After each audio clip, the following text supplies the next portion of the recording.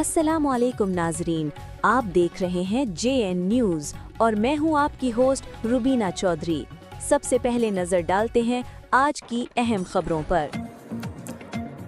خبر شامل کریں گے ٹوبہ ٹیک سنگھ سے۔ ہمارے ڈسٹرکٹ بیورو چیف رئیس منظور فریدی وزیر کی رپورٹ کے مطابق جڑاوالا میں شادی کی پرویکار تقریب، سیاسی و سماجی شخصیات کی شرکت۔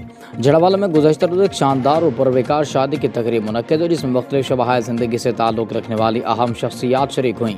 یہ خوشی کا موقع ہے میں نے ملک نواب شیر وزیر کے اسسٹنٹ محمد شفقت حسین رحمانی کی شادی کے سلسلے میں تھا، جسے نہایت دھوم دھام اور روایتی انداز میں منایا گیا۔ تقریب میں MNA جڑاوالا ملک نواب شیر وزیر نے خصوصی شرکت کرتے ہوئے دلہا کو مبارکباد دی اور ان کی نئی ازدواجی زندگی کے لیے نیک خواہشات کا اظہار کیا۔ شادی کی تقریبات میں رسم مہندی اور بارات کے رنگا رنگ پروگرامز بھی منعقد ہوئے، جن میں مہمانوں نے بھرپور شرکت کی اور خوشیوں کو خوب سراہا۔